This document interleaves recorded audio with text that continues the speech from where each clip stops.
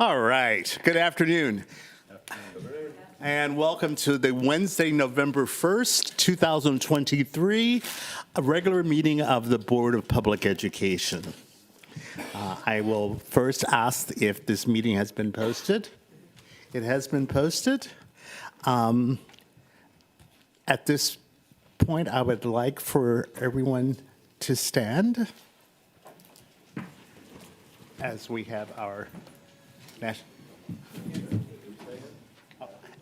And today we have the Garrison K-8 Band. Yes.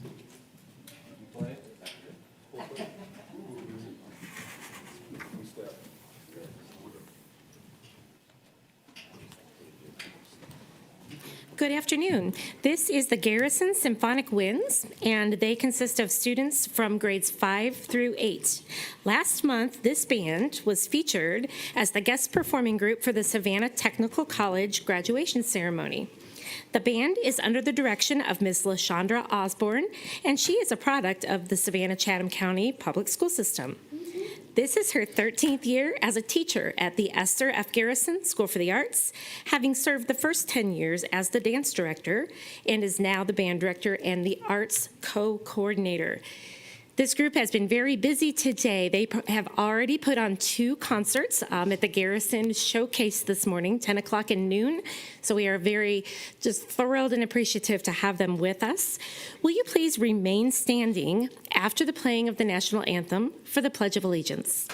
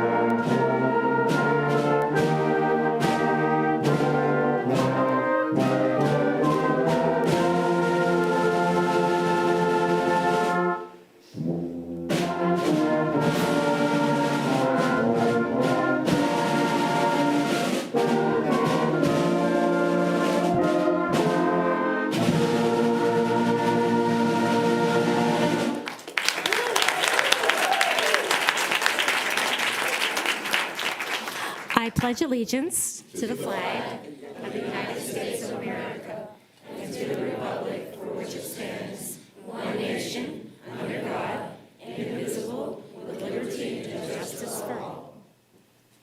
Turn back around.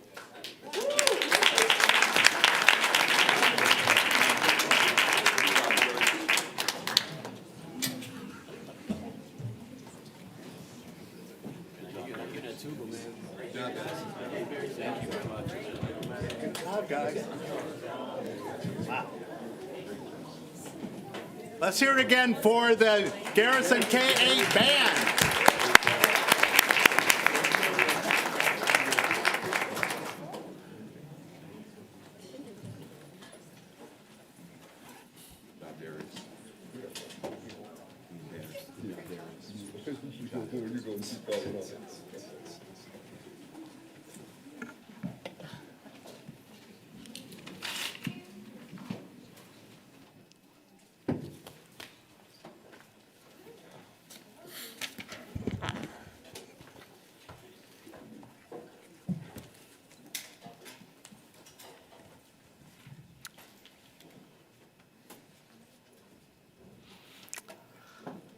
Okay, I will now accept a motion to approve the agenda.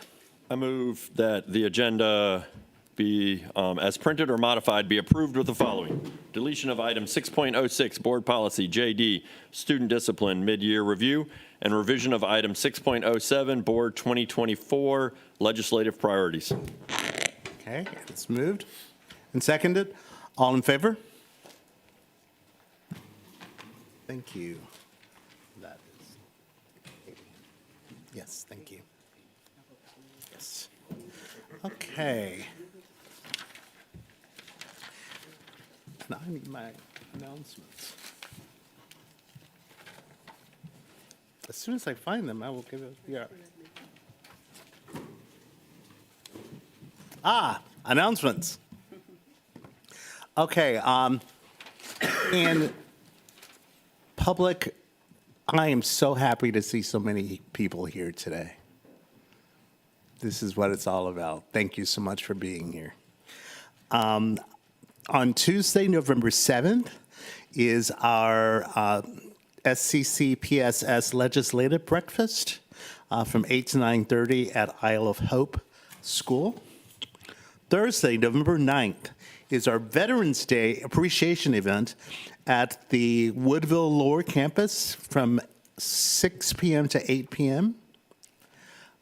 Friday, November 10th, all district offices and schools are closed in recognition of Veterans Day.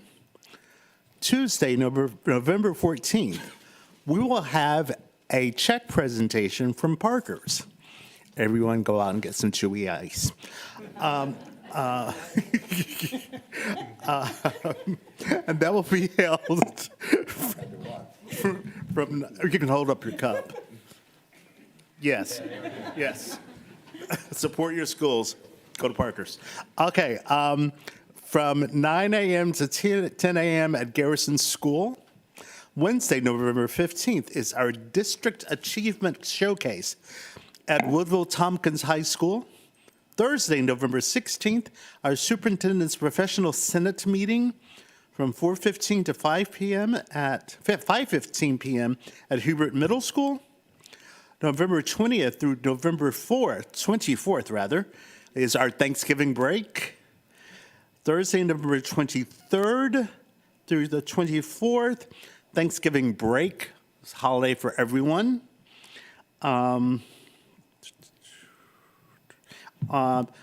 Wednesday, and this is very important, everyone, because we'd like as many people to attend as possible.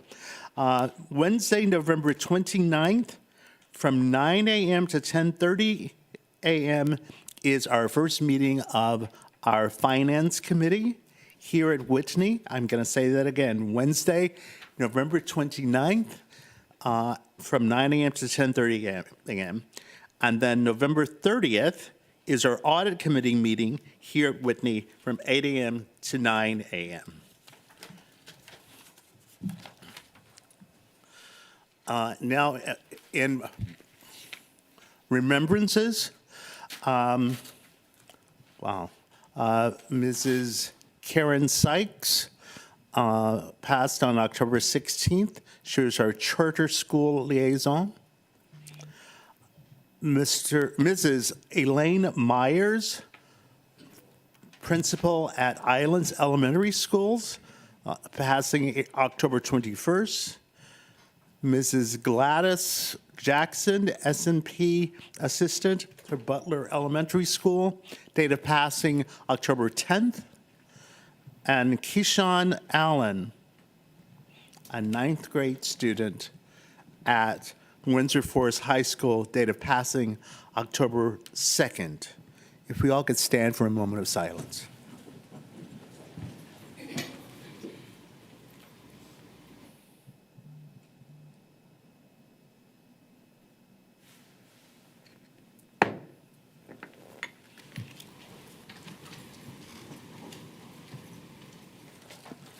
And I will now turn this over to our esteemed superintendent. Thank you so much. As always, I am excited to kick off my report with the Student of the Month. Our Student of the Month for October is an eighth grader at the STEM Academy at Bartlett. This particular student is a high honor roll student who is very enthusiastic about STEM, according to his teachers. He is very active in his class, and he works hard to expand his knowledge through activities and assignments. Our Student of the Month is described as motivated, dedicated, and having a cheerful outlook. In addition, he is always kind to everyone he meets, and he is willing to help his classmates. He has been a quarterfinalist in the National Science Bee, placed first in the Regional Science Olympiad for Rockhound and 24 game, and third in the barge building. He took his 24 game honors to the next competition level and placed 7th in the entire state. He is also an avid reader, and he took first place in the Reading Bowl. He is a National Junior Honor Society student member and placed in the top 10 of the National Science Fair. When he's not winning in Science Olympiad, the Science Bee, or the Reading Bowl, you can find this particular scholar on the soccer pitch in Pooler, volunteering for his church or helping out his local food pantry. When asked what motivates him for academic success, this particular student replied, "I am motivated to strive for academic success because I believe I should make use of the opportunities people before us have fought for." Wow. That's compelling. Additionally, I was taught that education is the key to improve not only one person's life, but to improve the world as a whole. I am very proud to announce and introduce to you this special Superintendent Student of the Month for the month of October, and his name is Deverell Goldson. I'd love for him to stand.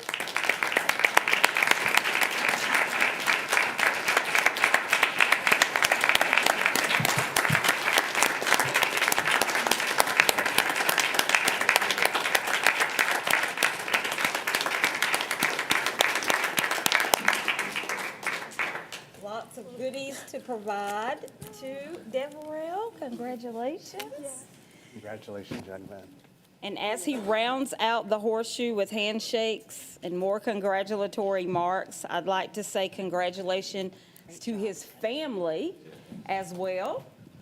He would not be the student that he is today and the future citizen he'll be without the work of parents and family, as well as the faculty and staff at the academy. Deverell will be taking home lots of goodies. He has a bag full of things from Members First Credit Union, Advertising Specialties, Georgia United Credit Union, Savannah State University, Gulfstream, Plant Riverside District Gelato, Savannah Music Festival, and Bahama Joe's.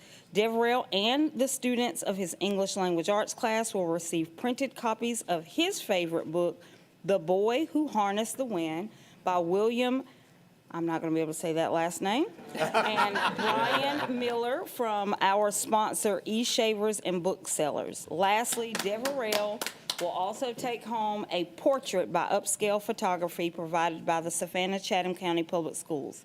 Again, congratulations. Dr. Watts, I'm going to take this opportunity. I would like the parents to come and shake our hands. I think that would be great.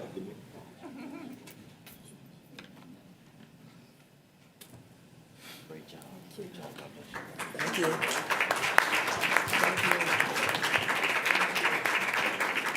Pleasure. You're welcome, thanks. Thank you. You're welcome, thanks. Thank you so much. Thank you. Thank you. Thank you. Thank you. Thank you. Good. Thank you. Well, keep the applause coming because I have more good news to share.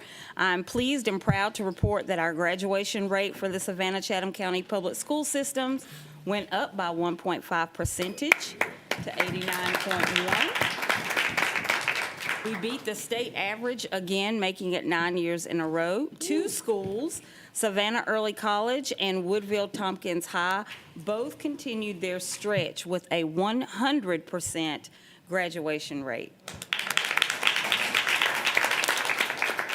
We are also very proud of our Teacher of the Year finalists. The district recently recognized Ms. Savannah Gould of Windsor Forest High School, Kelvin Oxendine of New Hampstead High School, Anne Marie Hartley of Jacob G. Smith Elementary, Emily Graham of Islands High School, and Angela LaPlante of Charles Ellis Montessori Academy. These 5 spectacular teachers will be observed and will be interviewed in a very robust process over the next 2 months as we decide on our District Teacher of the Year, and that person will be announced at the gala in February. Congratulations to those 5 teachers, as well as all the other teachers that earned the designation Teacher of the Year for their particular schools. Have you ever wondered what 2,700 second graders sound like under one roof? Well, I had the opportunity to experience that, and I can tell you, it's loud and it's exciting. All 2,700 Savannah-Chatham County second graders were treated to a magical event on October 17th when UGA standout and New England Patriots Super Bowl champion Malcolm Mitchell brought his energetic show to In-Market Arena to celebrate reading. All students left with a copy of Malcolm's book, The Magician's Hat. Thank you to our community partner, United Way of the Coastal Empire, for helping bring Mitchell's Share the Magic Foundation to Savannah, and most importantly, for igniting a love of books in our youngest readers. Kudos to all the talented musicians who performed at the Savannah Music Festival's Community Family Jam on October 21st, including performances by the Skylight Jazz Band of Savannah Arts Academy and the energetic Windsor Forest High School Marching Band. We are proud to announce that students from 17 different schools across our district are participating in the Savannah Jazz Academy, a part of the festival's education initiatives.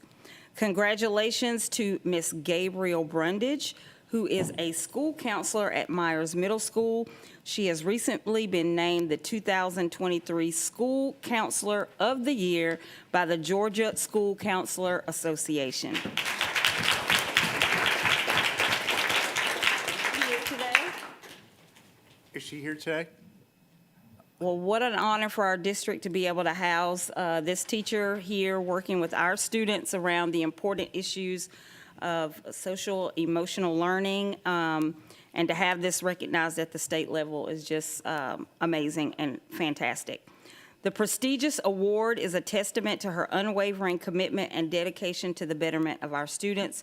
She will be recognized at the Georgia School Counselor Association Annual Conference in Augusta, Georgia.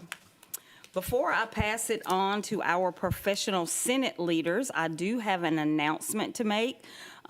For those individuals who may be interested in literacy, specifically as it relates to our new language arts textbook adoption, please take note that the district's literacy task force is seeking input from the community and our parents for the adoption of a new K-12 English language arts textbook. Parents and interested community members of Chatham County are invited to review the selections under consideration at one of 3 community review events. The events will take place Thursday, November 16th from 4:30 to 7 p.m., Friday, December 1st from 4:30 to 7 p.m., and Saturday, December 2nd from 8 until 12 noon at Schumann Elementary School, which can be located at 415 Goble Avenue. Parking and entrance is available by the community pool. If you'd like more information or to get those dates or location again, you can learn more on our website. Board members, you are also invited to attend this event if you'd like to give input on the new textbook adoption. Last but not least, I'm excited to turn over the next part of my report to our professional Senate for a report to the board. Good afternoon, everyone. Good afternoon. Okay, our professional Senate meeting was held Thursday, October 19th, 2023. The meeting was called to order at 4:15 p.m. At John W. Hubert Middle School. It was called to order by Mrs. Reagan Dillon and myself, Mr. Moses McNeil. First, we went over teacher concerns. Teachers feel there are too many meetings and not enough time to do their jobs. Teachers then participated in a Mentee survey and breakout groups. We discussed glows in the districts, which is our spotlight of curriculum. Our two glows were the campaigns for literacy and the new math curriculum. We talked about barriers. Our barriers are transportation, teacher burnout due to preserving and protecting time and assessments.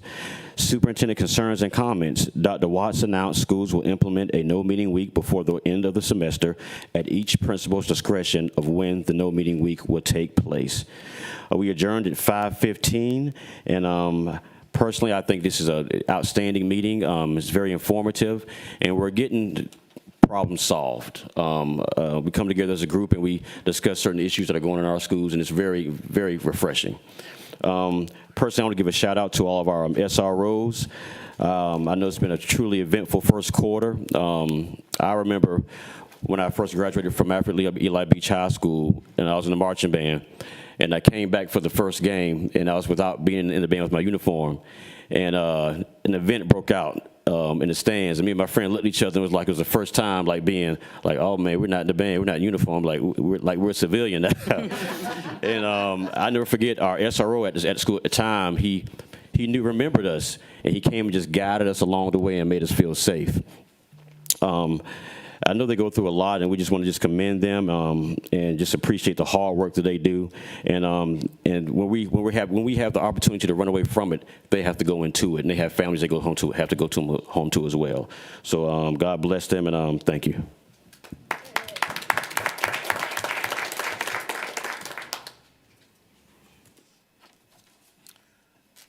Okay, Board of Education matters. Mr. Hediger.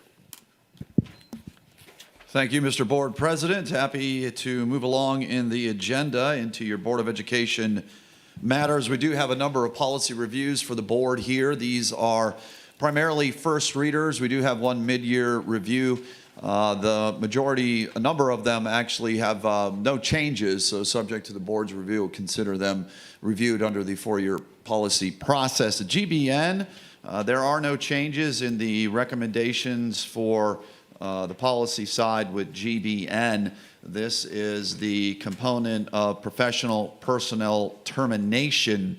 Sorry, minor correction on that. GBN, there was a minor change on the policy side of language, which from a frequency level, there are limited changes, but this is a very important change from a meaning level in the fact that appeal is not the correct word to be used in the policy there. It's really a reference to review.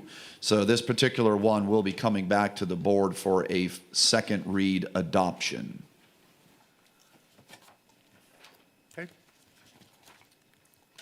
Hearing no other comments on that policy, the next one we have for you is under our mid-year review. We've been reviewing closely policy GARH, which is professional personnel leaves and absences. One of the challenges that we've run into in this particular policy code section is in managing the administrative aspects of this policy language, which is primarily driven by state code, which is enumerated in our policy manual. As you'll see in the bottom of our policy manual, we do recommend that folks read that and look to those sections of Title 20 law.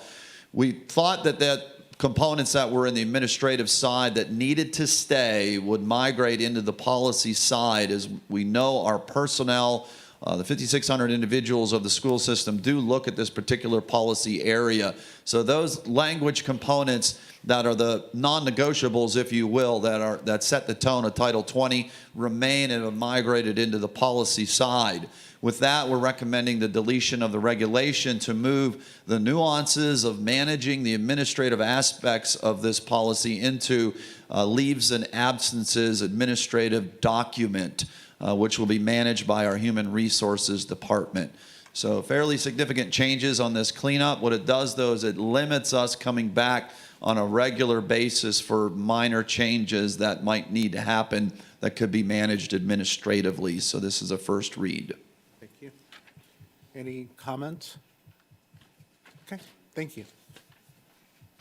Moving on, item 6.03. This is Board Policy GBU, Professional Personnel Ethics. This is a component of really a bundled area of focus in the HR arena for the policy reviews. We find a very important component. Of course, this is coming to you on the 4-year process. No changes are recommended in this policy review that we've conducted, so subject to the board's final review, we like to consider this one as the board would attest the fact that it's been reviewed under the 4-year process. I will state that there are other aspects in this review process in the ethics area that we see that we need to strengthen a little bit, which is, for example, ethics as it relates to all employees outside of those that would be governed under the professional standards for educators. So we're working on that. In fact, that development component would require a new policy, which you should see in a subsequent board meeting, possibly December or January. But this particular area, no recommended changes. Ms. Grabowski. I don't have a question about the policy, but just the process. So I know for the board, we have to sign a statement annually that we're abiding by our ethical requirements. Do we have any type of a procedural process like that in place for our professional staff? Yes, no, there's not anything for our professional staff currently. I know Dr. Watts will be making some points about that, but we don't have any sign-off annually for that. What we do have is a requirement for them to view an ethics or go through a vector training for ethics. So everybody does that, and so that's kind of what their sign-off is from going through that ethics training that's done online. But it's not really a separate sign saying my name assigned to something that really goes in a personnel file. So I think that part's not there, but we do have every employee that does the ethics training through the vector. Okay, thank you. Anyone else? Okay. Moving along on your agenda, item 6.04. This is Board Policy IH, Student Achievement. We did make some changes in this particular policy code section, but it was only to the regulation. So the policy language stays strong. The regulation side, we thought that there was a necessary area to clean up what we thought could be misconstrued in that area of achieving certain graduation credits, but failing a certain portion of or all of the Georgia high school graduation test. There is a reference to state code that we've explicitly made in this policy update, so there would be no confusion on getting your diploma through that particular means. So those are the only changes. They're on the regulation side, so this is being presented for the board's review and subject to the board's final review in this meeting. If there are any concerns or questions about policy language change, if there are none, we'd like to attest that the 4-year policy review section has been complete. I'll accept a motion. Well, not an official vote, but Okay. through the process of review with no recommended changes per policy BD, the 4-year process would be complete. All right, thank you. All right. Continue. The final item for review today under your board policy section is policy IKD. This is school ceremonies and observances. This also is a 4-year review. There were no changes other than a minor formatting change where we unbolded some words, but no changes to language or edits to the meaning of the policy. It stands firm as it is. And with that, subject to the board's final review, we'd like to consider this one complete under the 4-year policy review process. Any questions? Oh, thank you. Very good. That completes the board's segment of board matters for policy reviews. The next item on your agenda is, in fact, an action item. This is item 6.07. This is the board's annual review of their legislative priorities. The priorities that have been submitted to the board have a focus area on early childhood education, student supports and resource stewardship in some policy or some priorities that ultimately could be impactful at the Georgia 2024 legislative session. Ms. Grabowski, as your liaison, your legislative delegate liaison of the board, has also provided some tweaks to the original priority language that was presented, and she can summarize some of those focus areas for the board. But again, the board would need to officially call a motion and adopt these the language that has been presented. Thank you, Mr. Hediger. So based on our discussion at the October meeting and some additional follow-up discussion, I took the draft that staff had provided and made a few, just reorganize some of the priorities to try and maybe sort of streamline, but at least get it in 3 big buckets, as we had discussed. As we all know, GSBA has a number of legislative policies that they advocate for at the state level, but it's quite a long document. And in response to the request from our state legislative delegation, we are attempting to really focus and hone in to some specific priorities. So those have been identified first as student success, start strong and stay strong. And under this one is an urge for legislators to provide increased appropriations in support of pre-K, and then for all students to continue their success, to provide the needed resources to support them through social and emotional well-being, through providing funding, adequate funding for social workers.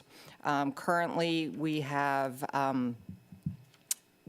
25 and a half social worker positions in the district, and only 14 of those are funded by the state. So it's a request to be able to really increase, and we are woefully under the recommendation from the School Social Worker Association ratio of 1 to every 250 students. The second bucket is age requirements. So this one in the GSBA language is actually two separate positions, and just combine them into one to modify from age 6 to 16 as the mandatory requirements, modify that to before first grade and the 17th birthday. And then the final one is under resources, and this one would urge the General Assembly to continue the work that was started last year by the Senate Study Committee regarding the QBE formula. This is one we've been talking about for many, many years, both locally and at the state level. It's very antiquated, was established in 1985 and has not been substantially modified since that time. And then also to expand our use and flexibility around East Blast, both in the use of the dollars and also recognizing the changes that happen over 5 years. And right now we have very limited flexibility to be able to modify how those East Blast dollars are utilized when we face major news announcements like, oh, a big meta plant that's really exponentially increasing our population, and also we are seeing our population shifts. So that is a quick summary of the legislative priorities before you. Move to adopt the legislative priorities. It's been moved and seconded. Any discussion? Dr. Brinkman, or I would love to say thank you, Ms. Grabowski, for slimming this down, but also for all of us coming together and agreeing on these 3 buckets. We will all speak to the Georgia legislators that we know and talk about these, but this has been made into a 2-pager that I think any tax-paying citizen that might be able to speak to somebody at the state level would be able to help us. I don't think there's anything on these pages that most would argue against. When you hear 1985 QBE, that gets you an art teacher or a music teacher or a foreign language teacher per almost 400 students, but only one of them. So when your child goes to a school and they have art, music, band, foreign language, and other courses that aren't math, science, social studies, and English, those are paid for from your taxpayer dollars. Thank you. They're paid just from local funding. And that just doesn't seem right. ask your legislator what they were doing in 1985 when the funding formula was invented. Some of them might not have been alive. But please take a look at this, because you vote for them as well. We're just 9 voices that sometimes they listen to. But if more of you were able to get behind this, we might be able to change the state, because these aren't just priorities for us. These are priorities that we believe would help every Georgia citizen. Thank you. Thank you very much. Mr. Johnson? I also would like to thank Mrs. Grabowski for putting this, streamlining this, and taking from the conversations that we've all been having into consideration with streamlining the priorities. I like the buckets. I'm with, and what Dr. Brinkman said, it simplifies the complicated about what we need here in Chatham County. We encompass a whole bunch of different cities in the county, and it will help, like Dr. Brinkman said, every single Georgian and every single citizen of Chatham County. So it's time for us to get some of the money that we send up to Atlanta back here in Chatham County, and this is the best way to do it. But the main thing is going to where we were talking about with social workers. We have the ratio that the Social Workers Association recommends for school is 1 social worker for every 250 students. Here in Chatham County, we have 1 social worker for every 1,394 students. And we pay for the majority of those social workers that we even have, and the state pays for a minuscule amount. So please, when you all see this, talk to your representatives, talk to your neighbors, get as many emails, phone calls up to Atlanta so we can get this stuff passed. Thank you. Thank you very much. Anyone else? Ms. Hoskins Brown? Just a point of clarification, we're voting, the item is the blue copy and not the white copy, correct? Correct. Okay, thank you. All right. And I'm going to say one more time, please attend our, what are we calling it? Finance Committee. Yes, Finance Committee on November 29th. You will be able to see firsthand what the state provides and what we have to provide, and will help you understand how we do our budgets. Thank you. All right. With no more discussion, all in favor? All opposed? Any abstentions? Okay, thank you. All right, it passes. All right. And now we have some proclamations. Ms. Jennings? Yes, turning the agenda back to the board, item 6.0 is 6.08 for the board's action proclamation American Education Week. Upon adoption, we have 2 staff members, our district literacy specialist, Khadijah Schmidt and Nancy Barton, who will come forward to receive the proclamation.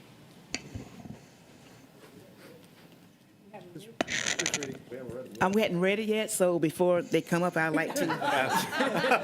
Yes, upon your adoption, they'll come forward. We're so glad that you're excited. This is an exciting time of the year for American Education Week. Proclamation, whereas public education is the backbone of our democracy, providing young people with the tools they need to maintain our nation's precious values of freedom, civility, and equality. And whereas by equipping young Americans with both practical skills and broader intellectual abilities, schools give them hope for and access to a productive future. And whereas public education employees, be they are educators, substitute educators, administration and staff, custodians, teachers, bus drivers, clerical workers, food service professionals, skilled trade workers, health and student service workers, security guards, technical employees, or librarians, work tirelessly to serve our children and communities with care and professionalism. And whereas Public schools are the foundation of neighborhoods and communities, bringing together adults and children, educators and volunteers, business leaders and elected officials to a common purpose. Therefore, be it resolved that we, the Board of Public Education for the City of Savannah and the County of Chatham, do hereby proclaim November 13th through 17th, 2023 as the 101st Annual Observance of American Education Week. Mr. Roger Moss, Board President, and Dr. Denise Watts, Superintendent. Thank you very much. And it has been moved, we got to vote. We have to vote on it. So, second, all in favor? Okay, now, please.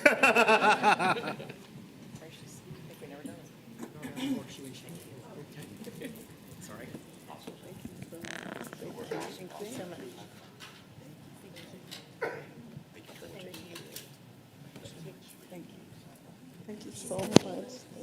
Thank you so much for what you do. We so appreciate you. Thank you. Thank you.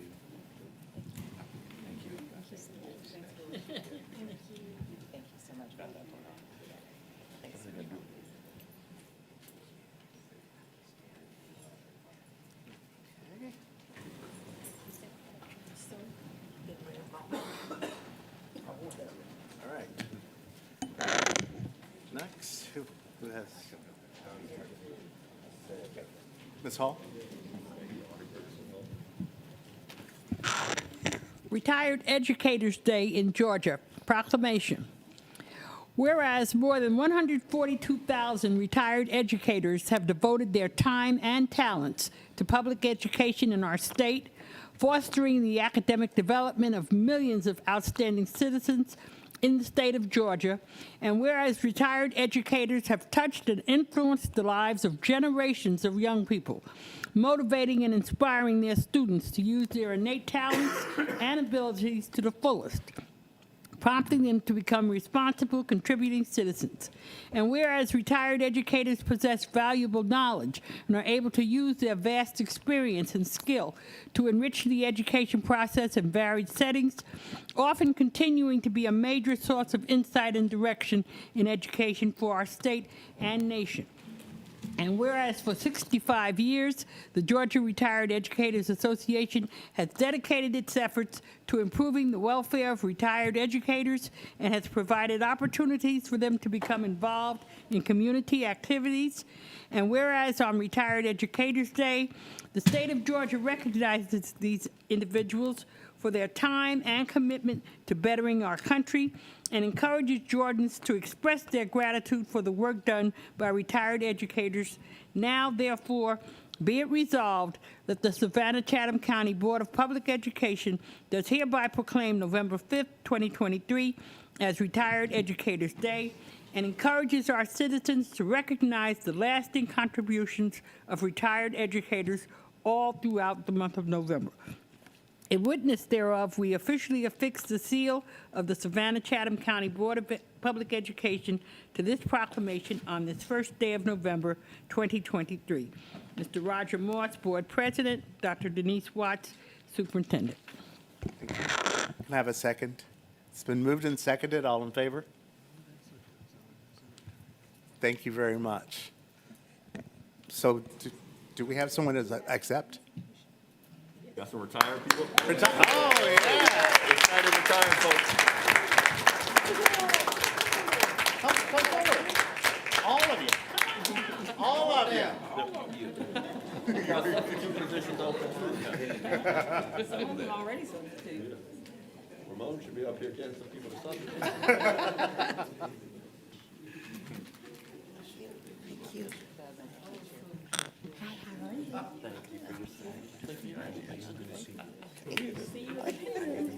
Thank you so much. Thank you. The grocery store. Public needs to know these are some real old soldiers of the cross for us. Thank you.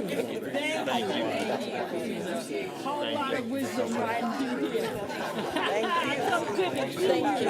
Yeah, because I'm telling you, they can all be teachers. Brett, Ramon back there, you know he'll take applications. You know Ramon take applications. You know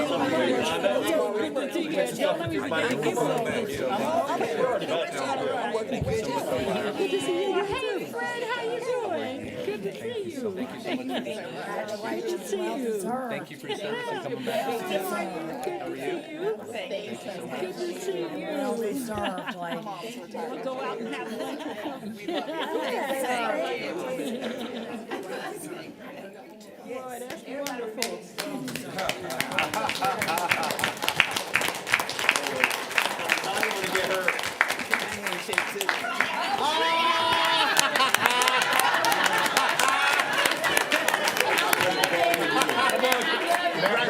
There we are gonna have Connie come around.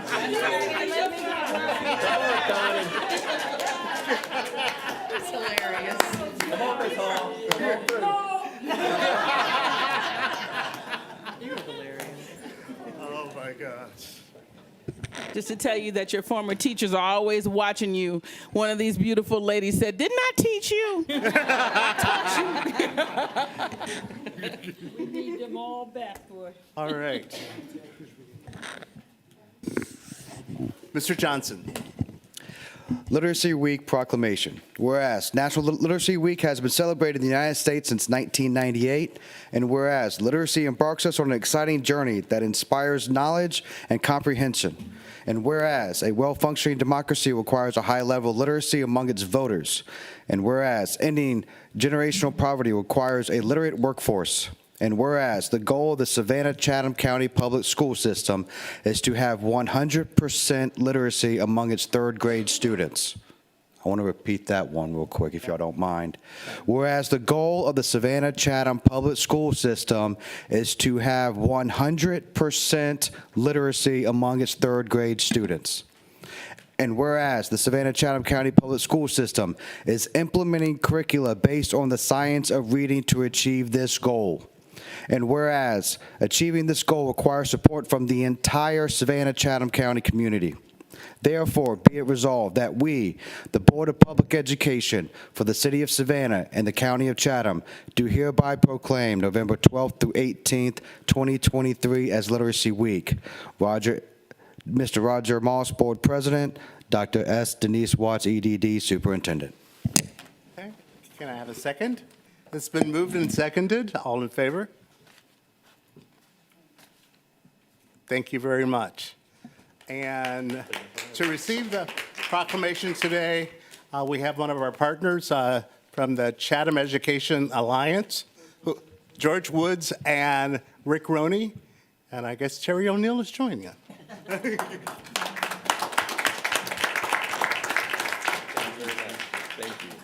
you for your support. Thank you. Hi. Very much. Thank you. Sir. Thank you. Thank you. Thank you. Thank you very much, sir. See you Monday. Terry, Good. see you. Thanks, sir. Thank you for all your help. Hello. You're very welcome.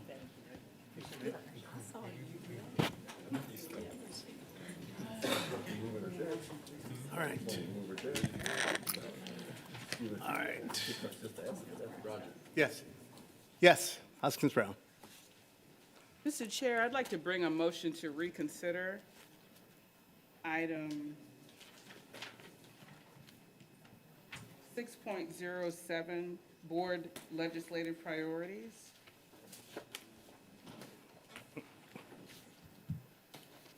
It requires a second. Okay.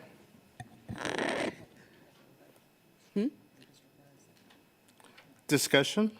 So my motion, I am aware that our strongest statements are those that are made emphatically through unanimous vote. And our legislative priorities don't have all of the things that I think are most important, most salient for our community. However, I believe that the statement about the priorities that was just passed, from which I abstain, would be more powerfully heard by our legislators if they were considered in a unanimous way. So I have asked to bring that back so that I may vote in the affirmative on those priorities. Yeah, I didn't abstain. Oh, yeah, there were, well, okay, well, it's also a point of order because the record is in error. Okay, so, I'm, So we'd like to vote Yeah, again. we have to- We'd like to remove our abstentions. oh, you'd like to, oh, thank you. Yes, and the record is incorrect because yes, the Okay. abstentions are wrong, right? Okay, So the motion is to reconsider, so we would have to vote that y'all are willing to do that, and then the motion would have to be made again for the vote. So there's been a motion and a second to reconsider. So this is the vote to reconsider unless Okay. other persons want to talk about this too. okay. Yes, Mr. Johnson. Dr. Hoskins-Brown, I just want to say thank you for the motion to reconsider. All right. It is, it was seconded. All right. So, all in favor? Okay, To reconsider. to reconsider? Okay, all right. So now, So okay, I move that we accept the legislative priorities as they were read by Ms. Grabowski. okay. Been moved and seconded. Any discussion? All right. All in favor? All right. Thank you. Thank you. And public, we work as a team. All right. All right. So, we've got, oh, yeah. One of my favorite parts of our meetings, our consent agenda.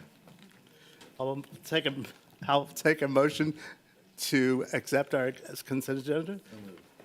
Moved and seconded. All in favor? Woo-hoo. Yes, thank you. Unanimous. We like it. Okay, that throws me off. That totally throws me off. Okay, keep going. All right, here we go. All right. We have a dossier report on fifth grade math.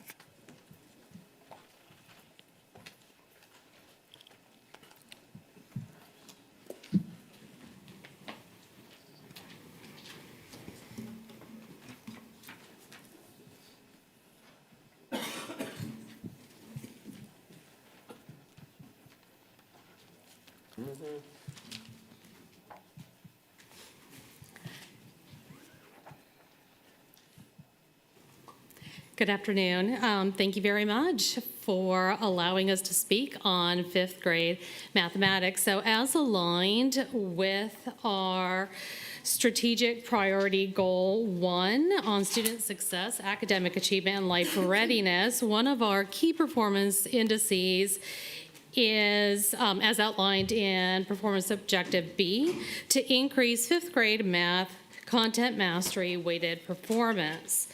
So in this regard, it's important to understand how the Georgia Milestones Assessment System evaluates students on their performance in mathematics. And it does so on an achievement level basis. And there are 4 achievement levels that may be obtained by students when completing GMAS in mathematics. The beginning learners in fifth grade would be those who can identify the next number in a pattern, they can recognize place value names, they can add and subtract decimals.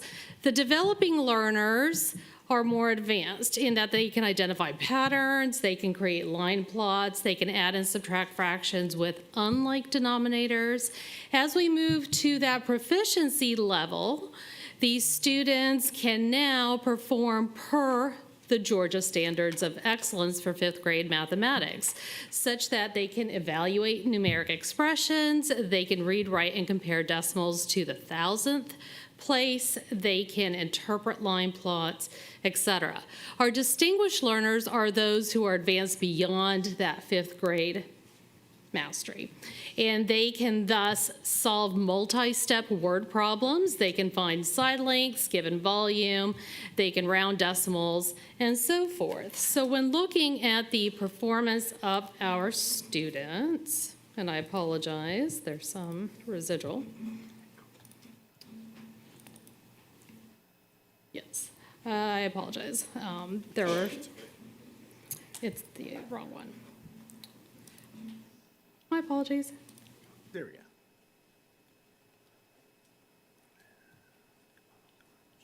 We're good. Okay. So I apologize for that. There are some residual slides in there. So as we take a look at their performance, it's important to see what that weighted achievement score is. Content mastery thus reflects that weighted achievement score that is utilized by the state of Georgia Department of Education in their College and Career Ready Performance Index. And we also utilize it locally at the district level in our district accountability system. So the content mastery achievement score utilizes weights based on those 4 achievement levels that we discussed. For those students who are at the beginning achievement level, they will earn us 0 points in this computation. The calculation for developing learners is such that they count for 0.5. Proficient learners earn us a full point, and those distinguished learners are going to account for 1.5 points. So when looking at this, remember that the distribution of our students is per those achievement levels. So just to give you a sample of how content mastery is calculated, if we have 30% of our students in the beginning achievement level, they earn 0 points per that achievement level, so 0 towards the content mastery score. If we have 40% developing at 0.5 weight, they will earn us 20 points toward that overall content mastery score. Proficient will earn us a full point, so if we have 20%, that's another 20 points. And our distinguished learners, if we have 10% who are in that level, they earn us 1.5 points, so that would be an additional 15 points. The total per 0 plus 20 plus 20 plus 15 would be 55 points content mastery.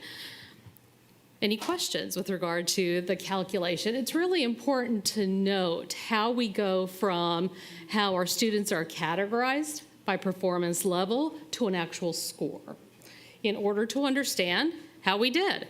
So how did we do in school year 2023? I am proud to report that our students made a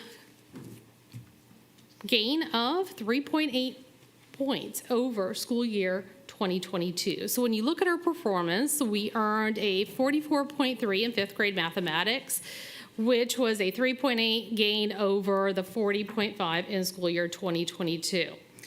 In comparison to our comparison group of comparable districts and the state, you can see that our students outperformed those in the comp group, but our 5th grade math score was 15.7 points below that of the state.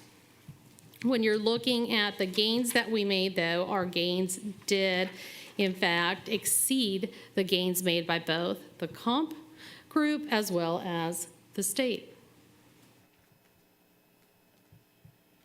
When we look at 5th grade math, it's also important to see where our students fall. So when we're looking at those achievement levels and where our students lie, what we see is that in 2023, we had 25% of our students who were at proficient or above, and we had 55% of our students who scored at the developing level or above. For the proficient and above, this was a 3% gain over school year 22. And for developing and above, it was a 2% gain over the previous school year. You can see that our gains with regard to the proficient and above were higher than those of the comp group in the state. However, with regard to looking at the district versus the state, you can see that the state does have 12% more within that proficient and above area. So definitely room for growth in that regard. As we consider the next steps, and before I turn the floor over to Mrs. Ball Oliver to talk about the strategies, I do want to bring to everybody's attention and to make it very clear that you will not see me present data for the current school year. School year 23-24 is the implementation year of the Georgia K-12 mathematics standards, the new and improved, the new revised standards. So because of that, our state assessments have to be updated to align with the new standards to promote a culture of high expectations and alignment with the vision the state has for our mathematics learners. So with regard to the mathematic assessment waiver that was granted, the State Board of Education approved a waiver of promotion requirements for the end of course grade requirements. Standard setting meetings will occur this summer after the conclusion of the school year, and GMAT scores will be released in the early fall of 2024. So there will be a delay in the release of our performance, but keep in mind that the requirement for those scores has been waived for this year. So the next time that you will see actual performance scores that we can compare versus our comparable group versus the state is in the following school year 24-25. If there are no questions, then I will let Mrs. Ball Oliver address all of our strategies. We do have a question. Ms. Yes. Grabowski. With the waiver, and I know we have later in the agenda the choice program presentation, will that impact any, because the math score is part of our choice, so it's not going to affect? It will not impact because those will be based on school year 22-23. Okay, so looking I'm sorry, the iReady data. So GMAS will it's not be, iReady. yes, it's the iReady, so we'll let that. Okay, yes. okay, and I'll ask any other That questions will not be about that. figural. Okay, thank you. Yes, thank you. Oh, no, Yes. I think it's probably a VBO. Okay. It's probably. So we will.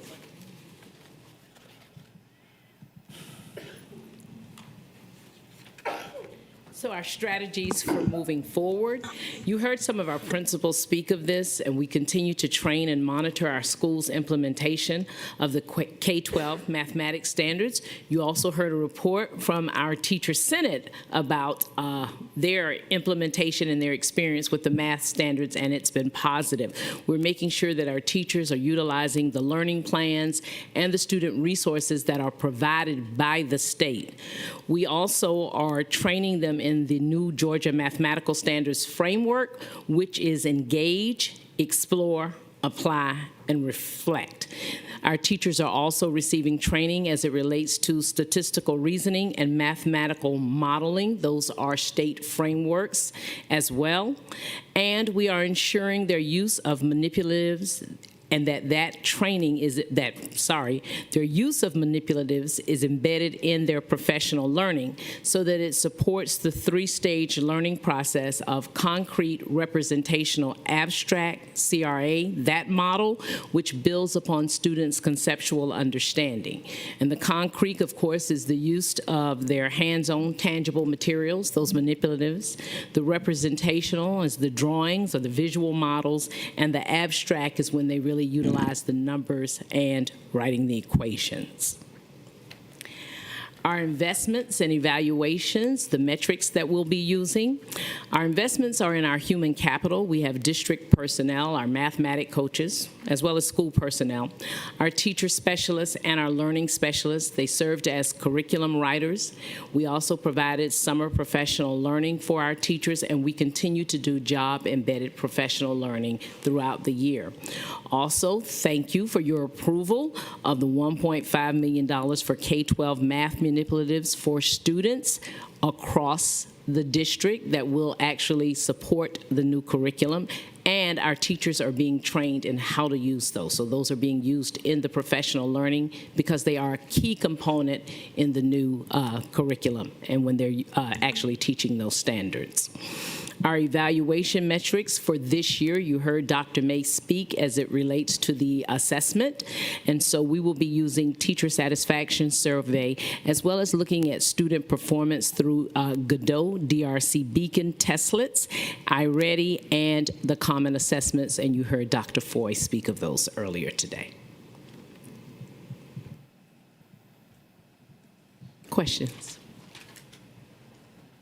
Dr. Brinkman? Yeah. Sorry, I'm over here trying to graph this at or above developing 1 year change. And it definitely, I'm sure Ms. May's like, ooh, that's a good graph.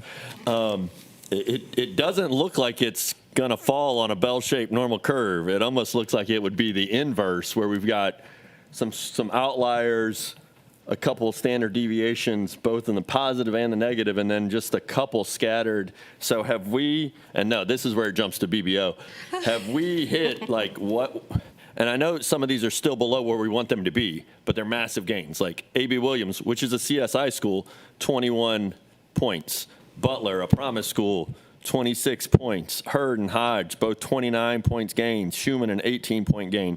Those are big gains in populations where we would typically know that it's going to be a harder place to make gains because those schools have underperformed even when we're asking them to meet these high standards. So have we talked to those teachers? Are those teachers part of a task force of like, here is what was changed in their classroom to make that like change? Like, I want to know what's happening in, because these are small numbers. So this is like 2 or 3 fifth grade teachers. This isn't like every fifth grade teacher, like, you know, you're like Butler, 66 students. So I'm guessing that's 2, maybe 3 fifth grade teachers. So they're doing something right.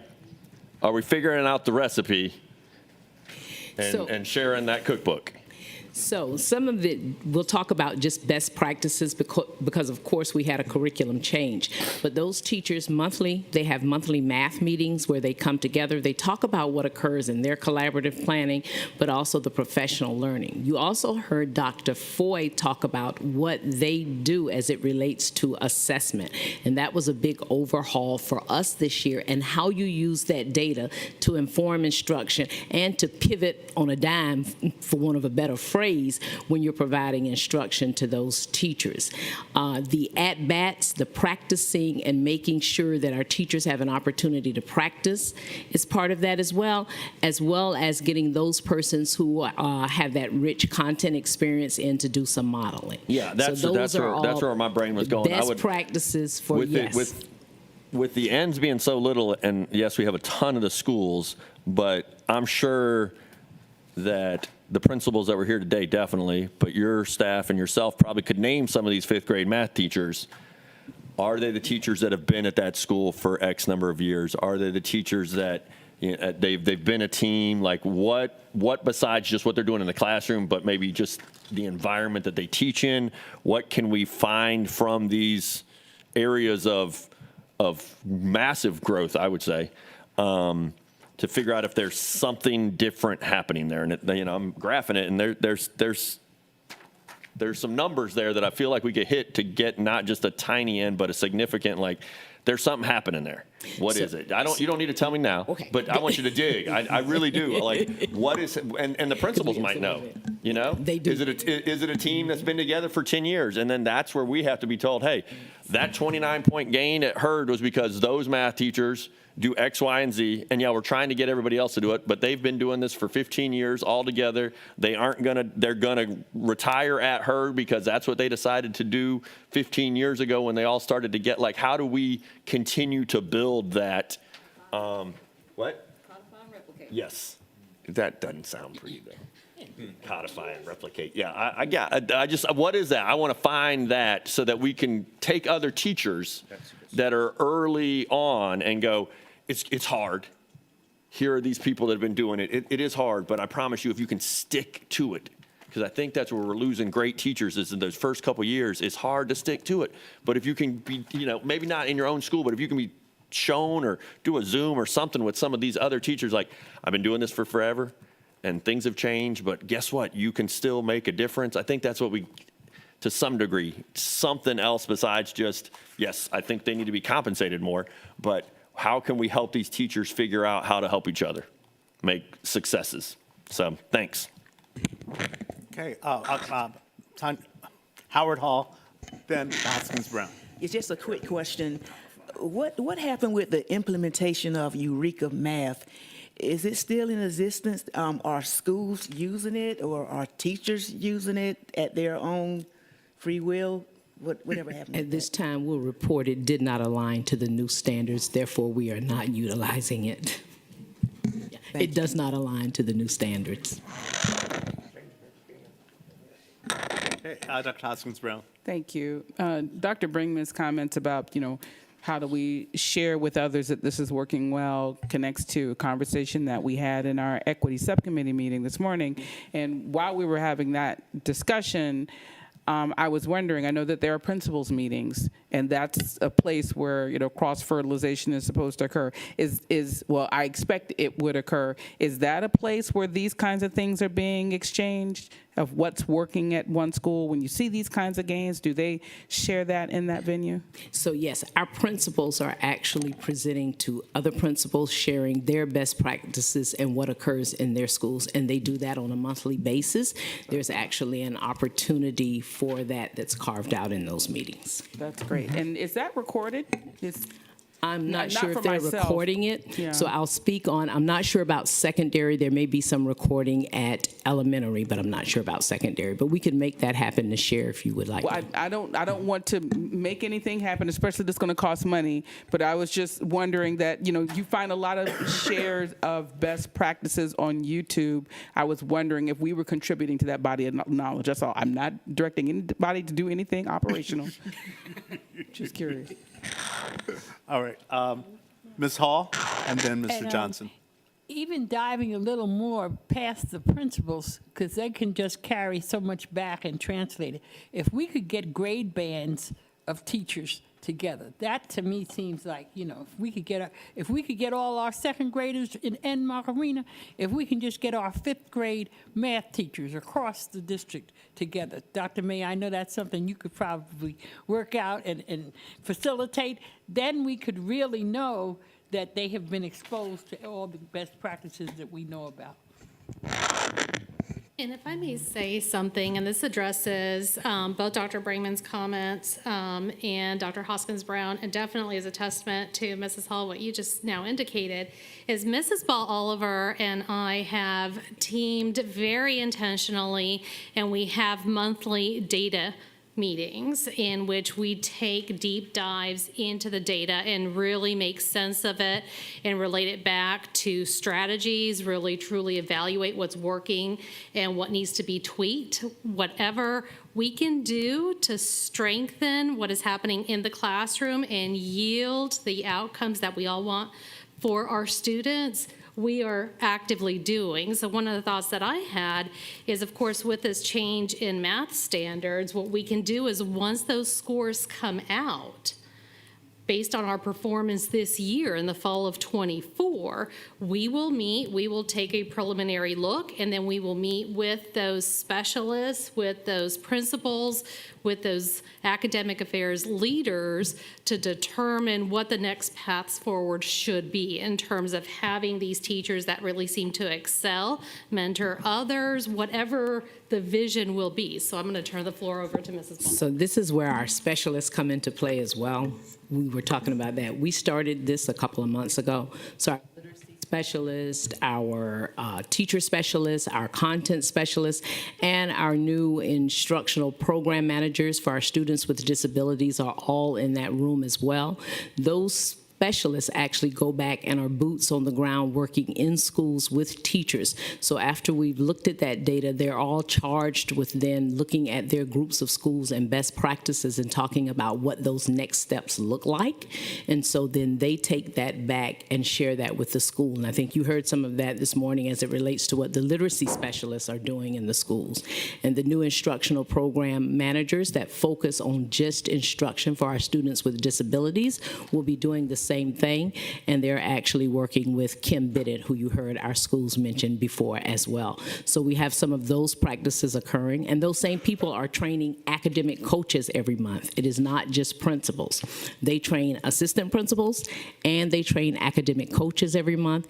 And then the teacher specialists actually meet with the grade level chairs and department chairs when you start getting into the secondary schools for those schools as well. And that involves training and taking it back to the school. And we also do have professional learning that will require all of our fifth grade teachers to engage as we roll out the new standards. They actually all have to show up, and that training occurs on those e-learning days and some other days to actually assist with the new math standards rollout. Okay, Mr. Feliciano, we have such an advanced tech department. If there's a teacher who does a master class on something, that no one else can reach, is there any reason we can't get that recorded to every, like grade in the district? I mean, we have all of that capability now so that, we don't have to keep things just in one bushel at one place and talk stuff through. If we could have it recorded so that, we certainly did. The pandemic, we excelled at it. So to me, that's something that could speed this up rather than waiting for you to teach me, then I'm going to teach her, and then, Yes, ma'am. That is certainly an avenue that can be pursued as part of delivering instruction. Yes. Okay. Do we need a cheerleader for it, or You have the enablers right here in front of you, academic affairs, and you have the one that oversees the learning management system, where these videos can be posted and teachers can have access to them and share with their peers. Thank you. Okay, Mr. Johnson. All right, so, I'm usually not the one who congratulates with numbers and everything else, but I'm going to do that today. When you look at the subgroups and how all the subgroups were broken out in the executive summary, the content mastery, the way to content mastery, every single subgroup went up. Whether by gender, by race, by any sort of special circumstance, every single subgroup went up. So I think every single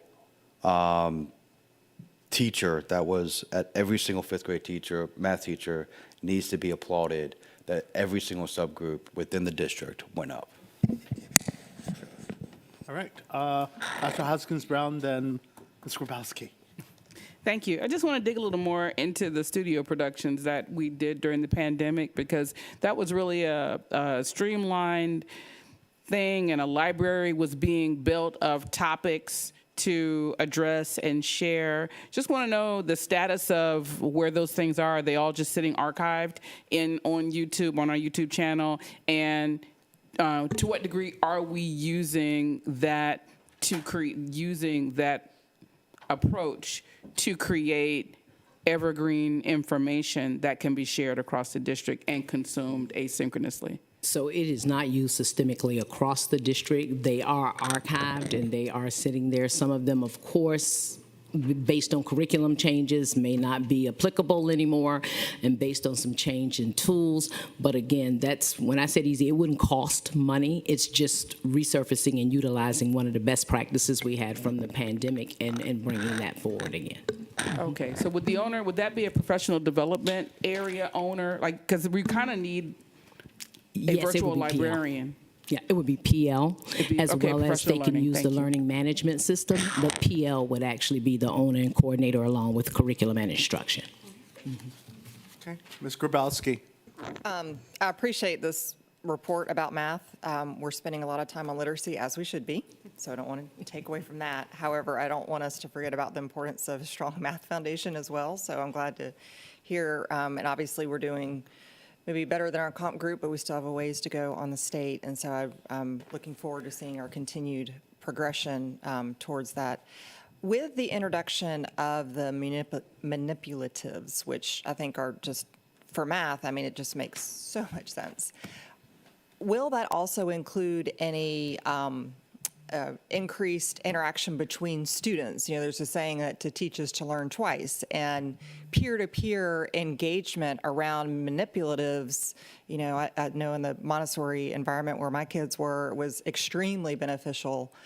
Is that something is there any of that peer-to-peer that's included with any of the new training or manipulative use? I can't say. So yes, for some of our schools, they're coming in and they're going to begin with that whole unpacking and having all of those types of celebrations, but also there'll be more opportunities for students to utilize them in terms of groups, in terms of partners. So some of the training, actually, we've had that conversation, does focus on how they actually utilize them together. We were very focused or in terms of how we actually purchase them. So we did purchase them in mind with many of them bought in kits so that students would have to share and work in teams, and then some individual. Okay. Anyone else? Mr. Cashman. Are the new state standards evolutionary or revolutionary? and the reason I ask that is some of us have been here long enough to know they set some standards. We finally figure out how to teach well to get those goals, and then they change the goalpost. And we always get a 1 or 2 year gap because the information to us is because they're changing the standards, we're going to throw out any assessments that don't really mean anything because we now have new standards. So what I'm trying to figure out is we're making progress. Can we extrapolate this progress to the new standards so we have benchmarks? Here's where we'd be under the new standards, and then we can show growth from ground zero. Or are they so revolutionary, we're going to all test this year, and then we're not going to get results for a year, and then we're going to look backwards for 18 months, and that'll be our new floor? So they are very modern, and so no, we would not really be able to look at this data and then utilize it for the upcoming standards. I will tell you that what we can take from this are best practices for teaching mathematics and building upon some of those. But I will also tell you that some of the practices that you see in the new standards as it relates to how they are set up and designed for teachers to provide instruction. Some years ago, we did see some of this format before, and then they changed to the standards we had last year, and now we're seeing a shift to some of that thinking and instruction again. So there is some alignment, but these standards are more rigorous than the ones that were previously done. But the standards are not just, here's the goal, it's also, here's a suggested path for getting there. So what I'm hearing is there's optimism that even though we're not going to really know if we have growth for another 2 years, or whatever the cycle is for testing, that given the new standards, there's optimism that we'll continue the forward progress we see in this data. Is that fair? For the new standards, yes, we expect to see some progress, but we also may see some decline based on the way that they're structured and the way that they've been moved around whenever there's a shift in the curriculum. So there is the possibility that we could see some. So as long as there's less decline than our comp group and the state, that's a positive. We just don't know. I'm not being facetious. I'll be honest and tell you, we don't know when it comes to a new curriculum. Right. We really don't. Okay. My other question is, you made a comment, and there have been comments about best practices in teaching mathematics, and there was a conversation from multiple people about let's figure out what the secret sauce is. One of the questions we never ask is, did we set some metrics and some processes for you to teach and then let you get really good at it without tinkering every 3 months? Eureka Math was the end-all, be-all 2 years ago, and now we're getting rid of it. So the side comment is, I hope we're not paying for it anymore, or we're at least letting the contract run out. But part of the complaints I hear from teachers all the time is we have some new process, some new program, the latest and greatest. It takes me a year to figure out all the acronyms. It takes me 3 years to figure out how to get really good at it. And then you change what we're doing. So I have to start all over again. So one of the questions we should be asking the people who have been really successful, it's, have we left you alone and let you get really good at that process? Is that maybe part of the secret sauce? That's absolutely a part of the secret sauce. And put on my hat as a former principal and teacher, that's absolutely a part of the secret sauce. And so from a lot of those schools that you hear from, they are tried and true in what they're working on, the resources that they've been using. You heard them speak of iReady as a resource, but you also heard them talk about the way that they look at data, the way that they develop and formulate common assessments, and the way that they support collaborative planning and working with their teachers simply around good instruction and the resources that they have in that building. And that occurs year after year over time. So definitely, that's a big part of the secret sauce. And no, we're not paying for Eureka. And yes, we did take some things that didn't seem to be serving us well off the plate last year. And I will just say part of our ongoing discussion of teacher retention, but also recruitment, is trust the people who are giving us the results that we want. And let's not micromanage them. If they're implementing what we want with fidelity, but they're putting their own twist to it, but they're getting the results we want, let's not micromanage. Let's leave them alone and say thank you and keep up the good work. That'll help with retention. Absolutely. Thank you. Anyone else? Thank you very much.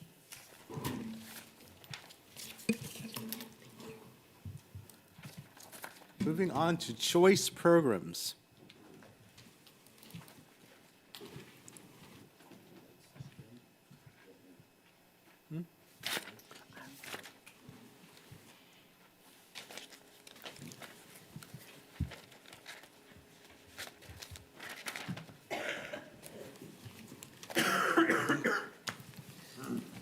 Good afternoon, everyone. Good afternoon.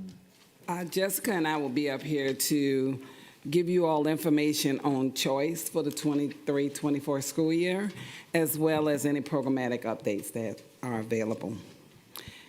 As you all know and are aware, choice programs is a unique opportunity for students to experience real-world experiences, as well as receive workforce development skills such as certifications beyond high school.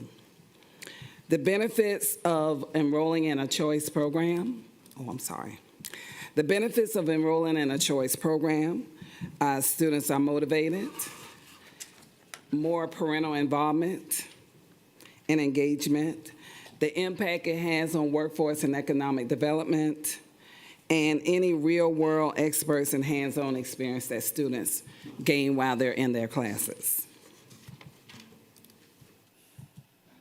This slide that's before you is the timeline beginning with the Student Success Expo for the choice programs. I would like for you to take note of the appeal process dates.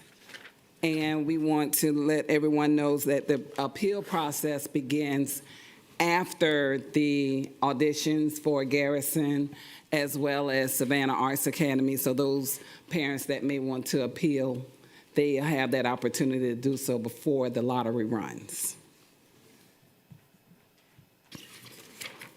As a part of the choice program, coordinators and principals will be trained, as they are every year, on the lottery process and procedures, and that is during the month of December.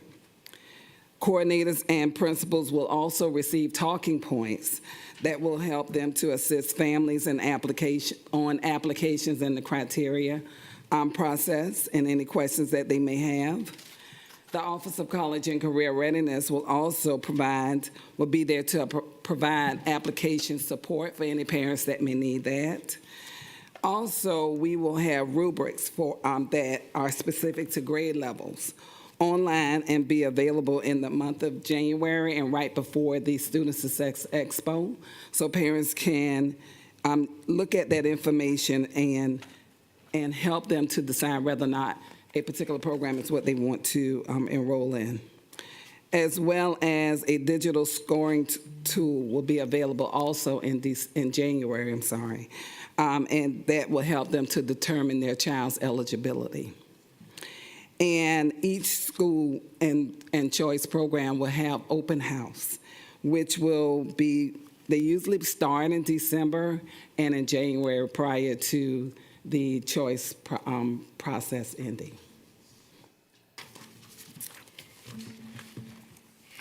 And as we look forward to January 27th and the opening of applications, this is a brief overview of the student eligibility criteria that we'll be using in the 24-25 application cycle. And we noted that students who seek to attend a choice program must complete the application process within the timeframes and meet the eligibility requirements as listed. We're really excited that all of our choice programs that we currently offer in the 23-24 school year will be back for the 24-25 school year. And we're very excited to announce that we will be adding a construction choice program at Windsor Forest. It's going to also add an electricity pathway to the carpentry pathway and create a choice program. And that pathway is actually going to be added in collaboration with 3 of our business and industry partners. On this slide, we have the reflection of the total seats available in our elementary and K-8 choice programs in the 23-24 school year, along with the number of students seated and the total overall choice enrollment at these particular schools. Again, we have the total seats available in 23-24, the total number of students seated, and the total choice enrollment, this time for our middle school choice programs. And finally, we have the total number of seats for 23-24, the number of students seated, and the total choice enrollment for our high school choice programs. And we just want to remind everyone that the 15th Annual Student Success Expo will be held on January 27th at the Savannah Civic Center. Any questions?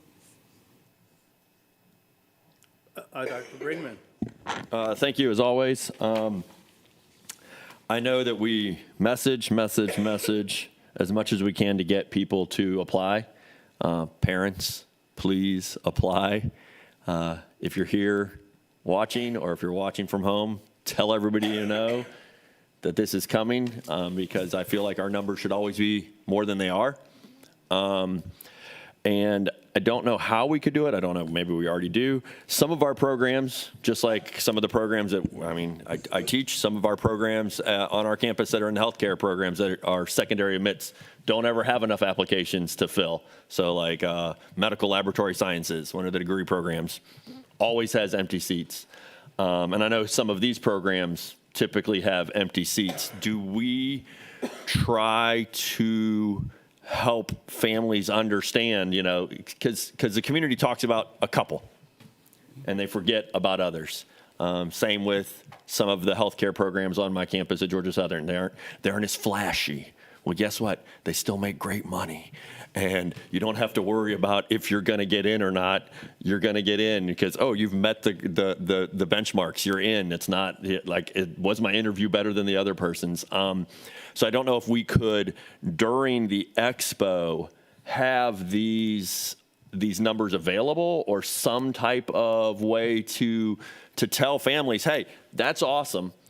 Don't forget about these other programs where they have been underfilled in years past. And if you pick that as your number one choice, you wouldn't have probably the anxiety that somebody else has for X, Y, or Z that always has 3 times as many applications. So just the salesmanship of some of our underfilled programs. Because the last thing I want to do too, because it's awesome that we're one of the few districts that has all the pathways. What is it, 17, 18? 17. Yeah. I don't want to lose any of those. I don't want to lose, I know we've sunsetted a couple I don't, we spend a lot of time creating these special programs. You don't want to lose them when it might not be the student fully knowledgeable. It's just that because the community talks about a couple, that's all the parents think about. So that's all the fifth grader hears about. So they kind of just fall in line like, oh, I'm going to go there because that's where my parents went, or that's where everybody else. But I actually like, what was one of the ones I was looking at? Tell me about the biological environmental program at Islands. And that might be what that student actually likes, but because it's not, it's not the one that everybody knows. And you can tell them, and last year, only a third of the seats got filled. So if you apply, you're probably going to get into that one. So you'll get into it. So just a way that the schools maybe can when people come around their tables, they can sell this is really full. Because I do the talk of only 8% of my applications get into my program. So a lot of my emails are, sorry emails, you didn't get in. No, you're still a good student. It's just the pool is that deep. Here, the pool is deep in some areas, and we've got a puddle in others. And if you can tell people about the puddle, sometimes they're like, wait a second, that's a really interesting puddle. I'll apply to that puddle and play there. So just a way that we could maybe fill some of these ones that aren't as full and meet a parent getting that specialized thing, and maybe a student understanding that there are some things that just haven't been presented as the shiny thing, because unfortunately, certain things always rise to the talk when everybody talks about the choice program. I'm not going to name them because then that gives it even more. But that's, you could list the top 4 that everybody's going to bring up. And I'm sure some of these people wouldn't even have a clue that we had them. So if we can try to get people to understand that there are these other programs that are also out there that their student could, boom, you're in, because we only get a certain number of apps. So think on it. I don't know if there's a perfect, but yeah. Howard Hall, Dr. Hoskins, Ms. Grabowski, Mr. Johnson. I won't be long at all. I won't be long at all. I think one focus that we must concentrate on is not the schools, but the pathways. And the community are used to hearing the name of the school as opposed to the pathways, because when you're listening to the community, they think that we're not teaching the way they were taught. I hear things like, we had home economics and we had shop, and they're not doing anything, and they're not offering this, and they're not offering that, and we are. But their focus has been so much on the school as opposed to the pathway. So we need to do a better job with communicating what's going on in each school regarding pathways. Funny you all should mention that, because every time someone says shop, I cringe. Because of the career pathways and the clusters that we offer. Because of the transitioning, getting away from COVID and being able to travel, one of the things that we're doing this year as well, and I think we did it last year, we're doing the 8th grade rotation for all of the 8th grade students. So all of the students will be able to rotate through some of the programs, especially those programs that's hard to fill. And we're doing that in collaboration with Gulfstream and Savannah Technical College to also advertise the manufacturing program. So we'll be doing that the week of the 13th, where all of the 8th graders will travel to Savannah High to see their career academy. They'll leave Savannah High and then they'll go to Beach to see their healthcare science program. And then from there, they'll go to Savannah Tech, and a representative from Groves as well as Gulfstream will be out there to meet them, to tell them about the opportunities that they have with the aviation manufacturing and the logistics program at Groves High School. In addition to that, tomorrow and Friday, we're doing the Kids Biz Career Fest at our building, because as you all know, we've lost the Civic Center, so we had to pivot. And so we are doing the Kids Biz, which we'll focus on all of the 5th graders in the district. And they'll rotate through. They won't see the schools. They'll see the actual pathways that we offer here in the district. So they'll have an opportunity to learn and see what we're doing at the middle and the high school level. One more thing, the community, they remember the Richard Honors model, and they're still talking about it. So we just need to communicate what actually goes on, because we're doing so much more. But I'm out there in the community, I'm telling you what I'm hearing. This Richard Honor, we did this and we did that, and we're not doing this anymore. So we just have to just continue to work on the communication piece. Exactly. Okay, Dr. Hoskins Brown. Thank you. My question was pretty simple. Who are our partners, business partners with the electrical pathway? Actually, we can't announce that yet because the MOU has not been completely signed off. But we have 3 companies that are very interested in working with our students to provide the additional electrical certification that they'll have in order to work in that field. Okay, 3 local companies? Yes. Okay, and this is kind of a wild pitch, but I was thinking, but as you were talking, and I was late to this meeting because I was in a workshop about fishing, commercial fishing on the coast. There's a commercial fishing CTAE pathway. Yes. Is any, I don't know, I think maybe we looked at it at some point and maybe didn't look much further into it. Is anyone pursuing that pathway in the coastal counties that you know of? Well, including us? They were, but in speaking with the state, because when they first developed that pathway, it was also with hunting. Well, there are certain tools that you'll need for hunting they could not get past. So when the students learned about the fishing, the commercial fishing, they thought it was regular fishing. So it hasn't been as popular throughout the state as they thought it would be. So I know they're still working on another avenue. They just haven't spoken to us about it. We find that there's more interest in the marine piece of it, where they're doing, when they're repairing the engines on the boat and learning that aspect of it as opposed to the actual going out there and fishing. Okay, and does the fishing pathway have aquaculture in it that you know of? I didn't see that in there. That was one of the pieces that I brought up at our last resource network meeting at the state level, and we talked about it, but they hadn't given us any information yet. Okay, thank you. Ms. Grabowski. Thank you for the presentation. I know this is always a highly anticipated time of the year. 2 questions. This is our first time we're using iReady as part of our assessment. Parents can always go into Power School, see how their kids are doing, get report cards and progress reports. What is the tool or mechanism that the district is using to communicate iReady scores that are required and the progress of students in meeting those scores? I'm talking about the calculator. Are you speaking of the calculator, or are you speaking No, I'm speaking of my child. What does my child need to achieve in iReady? And where is my child, what is the progress report that's given for iReady? So the parents will receive the scores, their beginning of scores, middle of year scores, and end of year scores, and those are the scores that will be utilized. When the digital tool comes online, they'll also see, I think Dr. Cave modeled it before and shared what those scores will be, so they'll be able to see those ranges as well as part of that digital tool.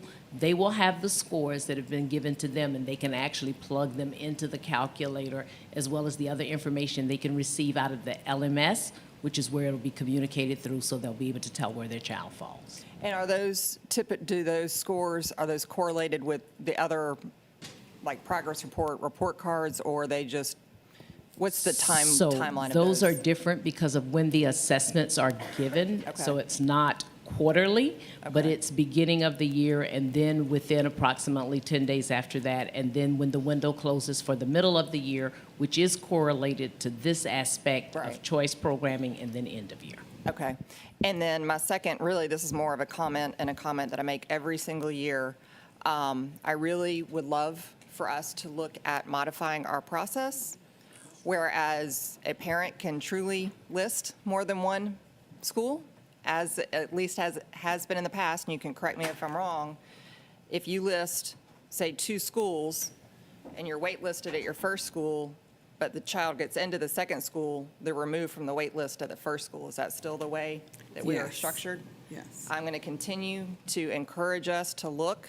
There are other districts that do not have, that have a lot more flexibility, that truly do expand the choices for parents beyond that. And so I'm going to encourage us to, I know we won't be able to do it for this year, but I'm going to continue to push us to look to be able to truly provide a process that will give parents, because it's incredibly, as a parent, having been in that situation, it's incredibly difficult because you put all your eggs in one basket.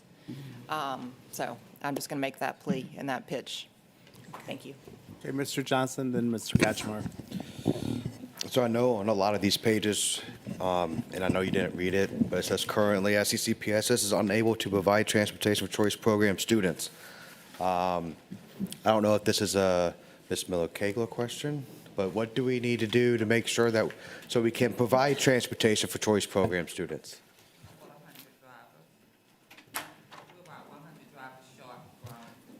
100 drivers short. All right, thank you. Okay, I'm sorry, Mr. Kachmar.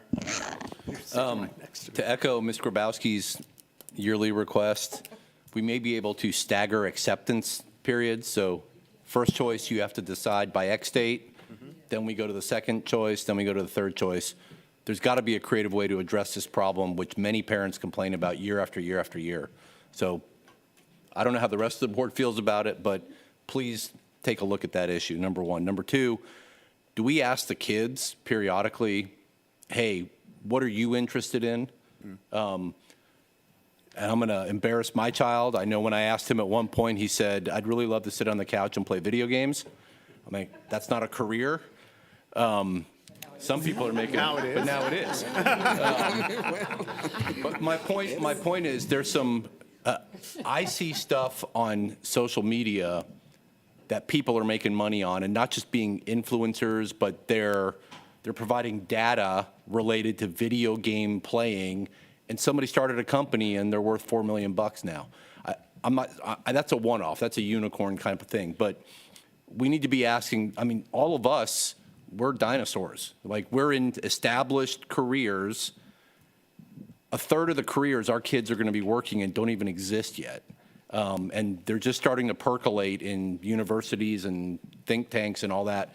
I'm just saying, ask the kids every once in a while. Maybe a good place to do it is, I know all of our middle schoolers go to the JA, career center, and they're thinking about careers then. Maybe a fool's errand, ask the kids once in a while, but we may be surprised. And then the final question I have is, I'm excited to see we're standing up another trades program, the electrical program. How much capacity do we have for doing that with other trades? Did that initiative come from the companies and, it's 20% us, 80% them, or is it all of us pulling along the companies? Because I know plenty of plumbers that are short of apprentices and other trades where if we have a platform for standing this up and we get the community involved and it's 30% on us, so we have some capacity for doing the work, but mostly on them. I mean, we could offer more of these types of programs in areas of substantial need. So what's the balance there? So to answer your first question about the survey, we do survey students. We look at the cluster, and then we look at the pathway. The cluster is the big umbrella, and then the pathways are the individual areas that they may, if you were in college, you would major in. Like, for example, if you fell under business, you may want to do accounting. So it may not be general business or marketing or sports medicine under the healthcare science field, like we have at Beach. We have the healthcare science program. That's the overarching, but then we also have phlebotomy, and we're getting ready to start the paramedic program, as well as students can be CNAs. So they get to choose that particular area that they're interested in. To answer your second question, the construction trades is the overarching. But then we also have welding, we have carpentry, and now we have electrical. So when we have those particular pathways, we have business partners that we reach out to, as well as partners that reach out to us. Under the electrical trade, we have business partners to reach out to us. Fortunately for us, the construction teacher that we have, his specialty is electrical, so that falls right in line to what we're doing.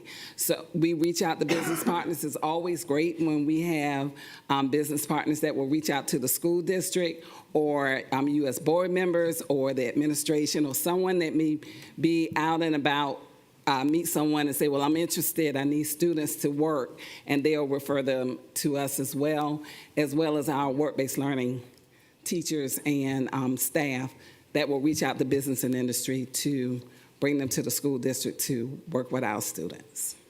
So I'm hearing we have capacity to expand those types of partnerships. Correct. Thank you. Anyone else?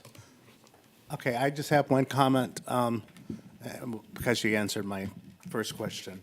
And I'm just going to say this again. We have got to find a way to provide transportation for our choice schools. It is an equity issue, because what we're saying is we're limiting some of our children who will not have these opportunities because of transportation. So I'm going to say that. Number two, please, let's get information out to our parents as soon as possible for the performing arts schools as far as what they need to do to audition. Because I'm hearing from parents who find out the last minute, I wanted my daughter to audition, but she doesn't know that song. So let's be very proactive in any choice school that has any audition requirement. Let's get that information out to the general public as soon as possible. And also let them know where they can get help. Savannah Music Festival, Philharmonic, they all have programs that help kids do these things. So thank you so much. This is invaluable. Thank you. Thank you.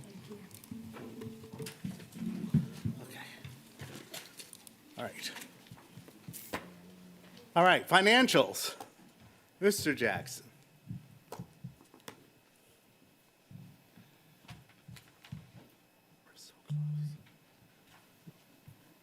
Good afternoon, everyone. Good afternoon.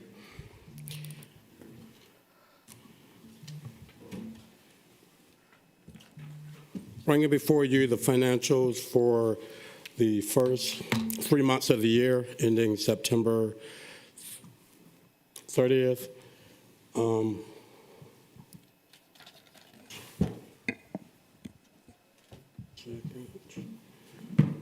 We're actually in pretty good shape this part of the year. The property tax revenues are coming in a little bit higher than it did this time last year. That could be due to a number of factors. It could be due to the increase in house values, or it also could be sometimes the rate of which people pay their property taxes fluctuates. So there could be a number of reasons. But either way, we appreciate the additional revenue coming in earlier. Expenditures are pretty much right on line where we expected. Salaries are pretty much right on target. Also, when we look at the expenditures are about $500,000 or $600,000 more than it was last year. But we pretty much expected that. We talked about that during the budget process, and we actually increased the budget for utilities for FY24, so that we were expecting. But as far as everything else in the general fund, everything else is pretty much on target. As we get into the other funds, I've directed pretty much the budget staff and finance staff to work with their grant directors to be a little more proactive in getting the budget transfers done in a timely manner instead of waiting until they revise their budget and get it approved by the state. Just go ahead and update the budget within our system, then we will balance it later with the state once they get their state approval. So for the last couple of months, they've been doing a little more transfers to get things pretty much in order of where we're actually spending funds. For the most part, I think we're doing pretty good. Food service, one of the funds, it was a concern a few years back. I think we pretty much got a handle on that for now. But otherwise, I think we're pretty good in the other funds. Are there any questions? Ms. Hoskins-Brown. And thank you for these data. On page 39, I'm looking at the East Plus 3, but I could also look at East Plus 2. These negative balances in these funds. The top portion? Yeah.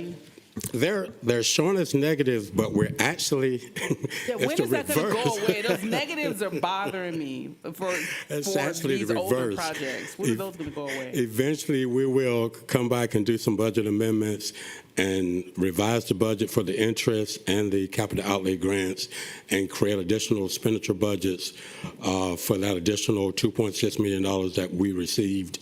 But I will get with staff and try to get away from the negatives on the revenue side of the report. Well, this is, no, I meant the balances. I'm at the balances on page 39, 40, 38. The balances are to the right side, right. Yeah. The actual revenues, if you look there in the middle, is $14 million, Okay. which is $2.3 million more than what the budget is. Hold on, you're on page what, 39? 39. Okay. That's All East right. Plus 3. Okay, so the actual, The actual is more than the budget, okay. but so, for the revenues, it's reflected in reverse. so revenue less expenditures were 113 million over. Correct. Got it. Okay, thank you. Yes, ma'am.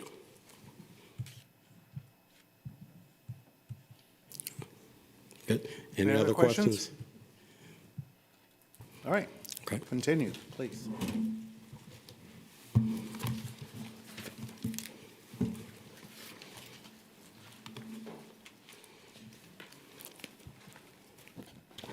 I think we only have 2 agenda items. The first is East Plus 4, Bloomingdale Elementary School replacement.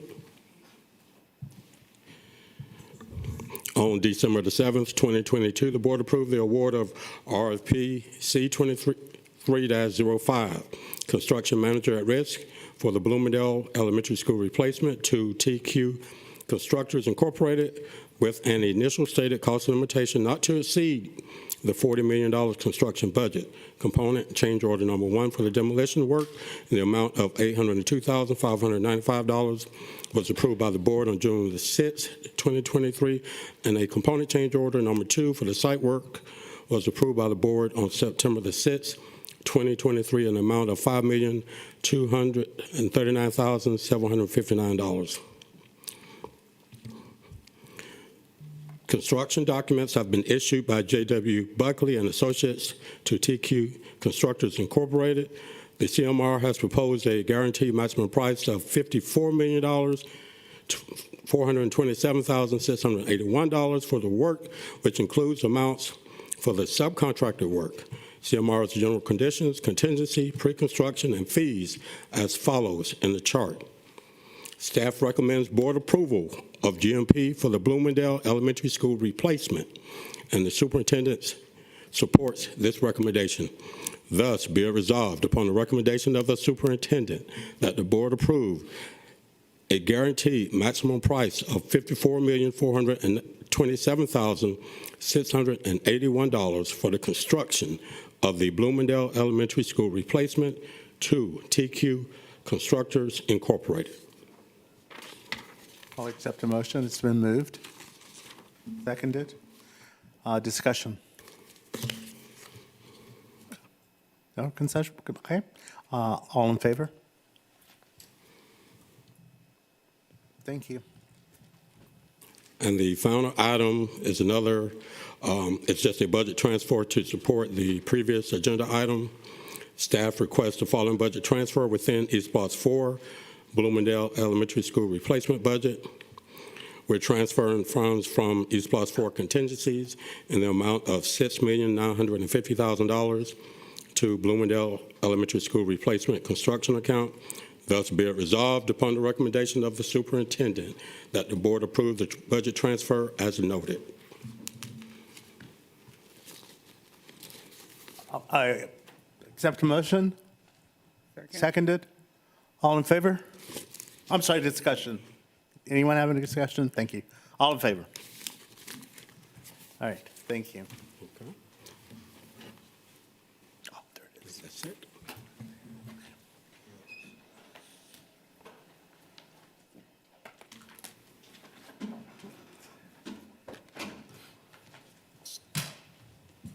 Oh. You guys don't have to get a warning anymore. All right. It is time to hear from the public. And we have several people who are signed up today. We will remind you that we allow 3 minutes, and we look forward to hearing from you. First, Mr. Madison Williams from Chatham Area Transit and citizen of Chatham County.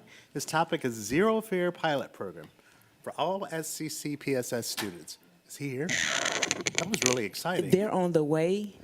Okay. Okay. So We'll get him. Okay. We'll get him. That's fine. Okay, Ms. Beth Maggioroni.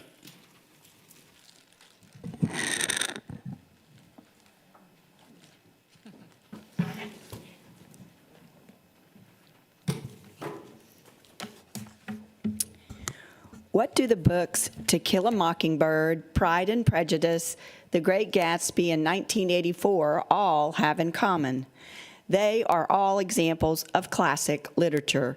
Classic literature offers unique insights into different eras, societies, and human experiences.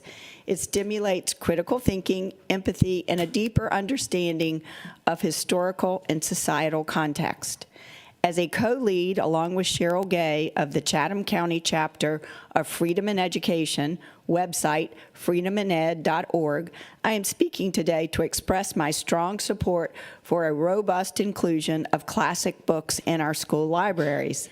Classic literature holds immense educational and cultural value and plays a crucial role in fostering a well-rounded and informed student body.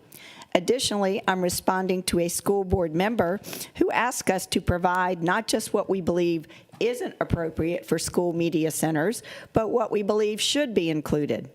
These timeless literary works provide an opportunity for students to engage with challenging ideas and diverse perspectives.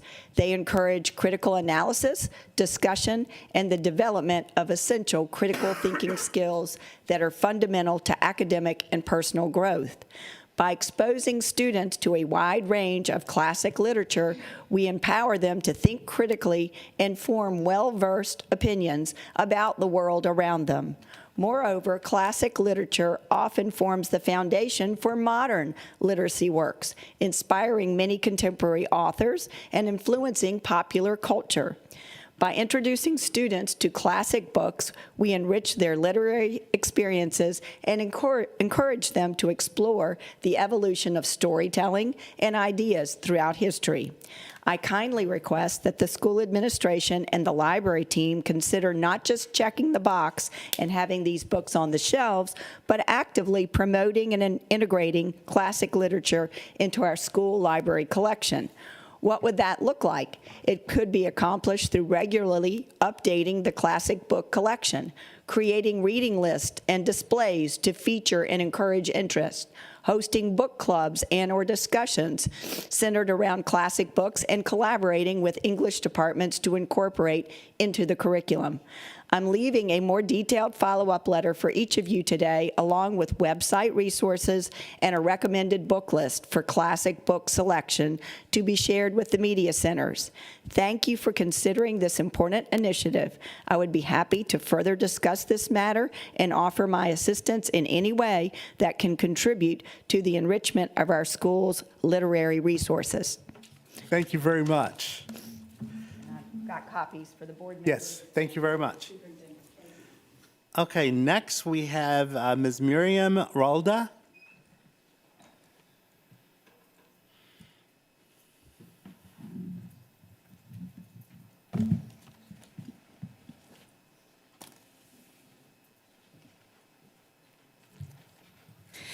Good afternoon. My name is Miriam Ralda, and I teach kindergarten, the dual language immersion program at Gould Elementary. You may remember me from the board meeting where I anxiously interpreted for parents this past summer. I am here today to present my concerns about my school community and the district rezoning plan that, if approved, would disperse our students across 3 different attendance zones, none of them being the facility built to replace Gould Elementary. Gould Elementary serves an at-risk low-income population. Our last complete CCRPI data shows that in 2019, 80.7% of our students qualified for free and reduced lunch. That same year, we had an overall score of 70.8. Pretty impressive for a school comprised of 22.8 English learners at the time. Gould now has 374 ESOL students and is working on hiring its 9th ESOL teacher. We also started a dual language immersion program last year, which helps us better serve all of our students and is adding such a richness to our school culture. According to Ms. Ball Oliver, parents will be allowed to enroll current DLI students in the school where the DLI program is placed, but they will not be provided transportation, which is also the case for current Gould students who would be allowed to apply for administrative placement at the new K-12 facility.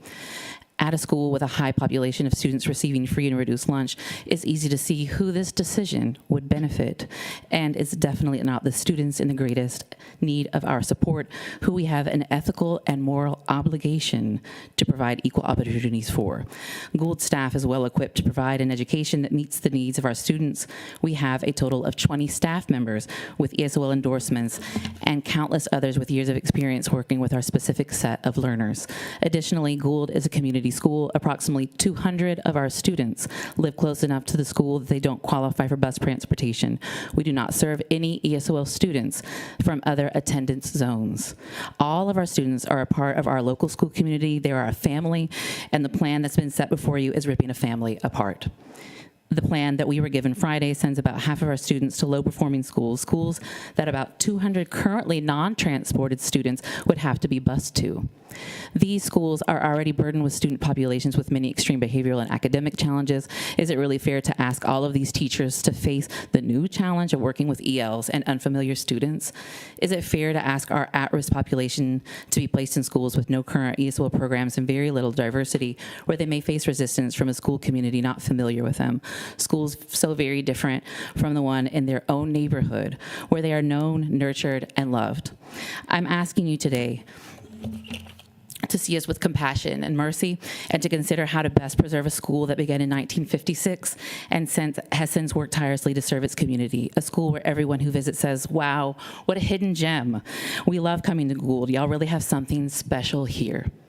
My hope and prayer as a parent, 20-year resident of Savannah, and teacher of 23 years is that you honor your commitment to serve your community and make decisions that honor and value all of our students. Thank you. Thank you very much. Thank you for your consideration, sorry. Absolutely. Just wanted to finish. Okay, Ms. Rick Rooney.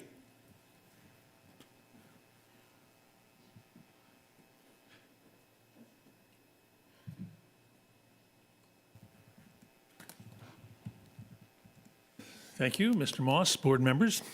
If you remember last time I was here, I was congratulating you on your great progress over the first 9 months. So today I'll be a little bit more of a curmudgeon and bring up an issue. Over the last month, I saw on TV, read in the newspapers about the high graduation rate in the Savannah-Chatham public school system, and Dr. Watts mentioned that again today. So I was wondering, how do we get such a high graduation rate when we have such a low literacy rate? Well, we must, although roughly half of our third graders can't read at grade level, maybe we're getting them up to grade level by the time they get to 12th grade. So I looked in our the GMAS scores for high schools, and roughly a third of the kids in high school are reading below grade level. So what does a 90% graduation rate mean? What are the standards by which we're graduating kids? If I'm an employer in the community and I hire a youngster out of school with a diploma, I expect him to be able to read, do math.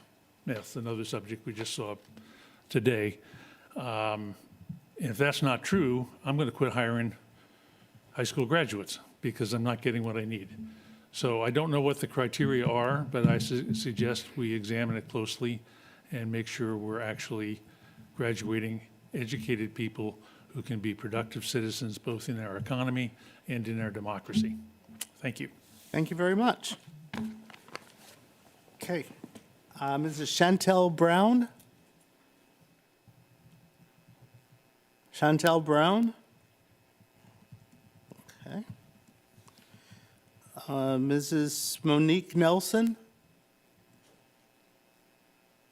Monique Nelson? Okay. All right, Ms. Daniela Rodriguez?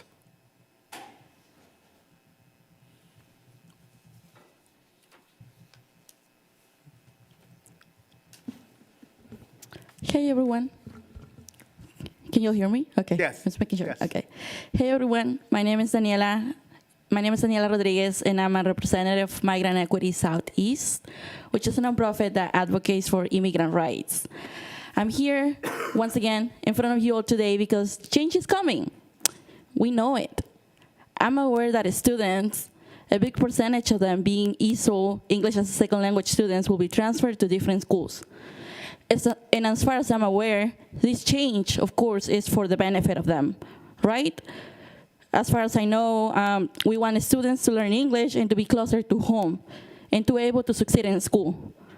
However, I would like to bring up an important point. You see, when we talk about schools, students, and teachers, and moving them around from one location to another, this affects everyone. More than a group of students or teachers, this is a community. This is a community that we're talking about. One example, it's Gold Elementary School, which we know has a very high percentage of students who have English as a second language, or Latino students. They are a family. And when you separate them, you're separating a family. My question here is, I know sometimes sacrifices must be made and change needs to happen. But if there's change, I hope that you take the proper steps for this change to actually be effective. For example, some of the things that should be considered but not limited to should be, do the teachers, where you're moving the students to, do they have the credentials to be able to deliver and to work with the immigrant students and their families? Is there enough space in the classes so that the new teachers will actually take the students and welcome them instead of seeing them that there are too many students to take care of them? And then the other thing, do you actually have enough buses to transport the students when we are already seeing that there's not enough bus drivers as it is? So before making a decision to this change, let's consider the following.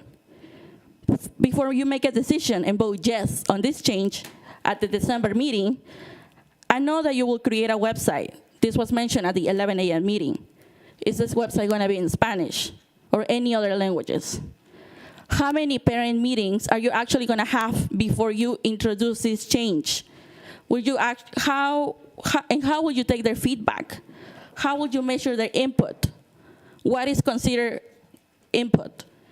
And then last but not least, since I'm here today, and in the topic of advocating for what is best for immigrant students and their families, since we're talking about change and what is good for them, I know that a couple of months ago, the SCCPSS mentioned the opening of an international welcome center that helps immigrant students and their families.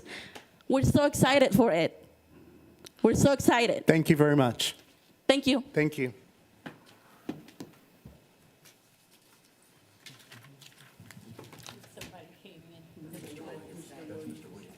Mr. Williams. Thank you.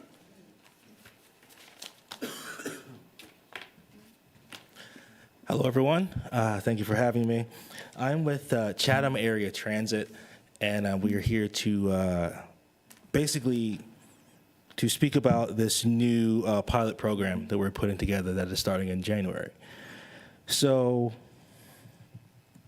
since public transportation plays a crucial role in fostering accessibility, equity, and sustainable mobility within our community, however, transportation barriers continue to hinder some of the segments of our population from fully assessing educational opportunities, resources, and community activities. As an organization committed to providing these inclusive and community-oriented transportation solutions, we recognize the need to address this issue and to create pathways for more equitable access to education. So what we are proposing to do is a pilot program that would provide K through 12 college and university students with a semester-long zero-fare transit service on our fixed route and paratransit services, starting in January. So the initiative, we're aiming to eliminate the financial barriers that often deter students from utilizing public transportation, while also promoting sustainable transportation habits at an early age. Yeah, this is more of letting you all know what's going on, and we'll have further details as we get closer to January. But yes. Exciting news. Very exciting. Thank you. Thank you very much. Thank you. All right. All right. Okay. I will now accept a motion, unless anyone has anything else to bring before the board. I will now accept a motion to adjourn. Been moved, seconded, third. We are adjourned. Thank you, guys.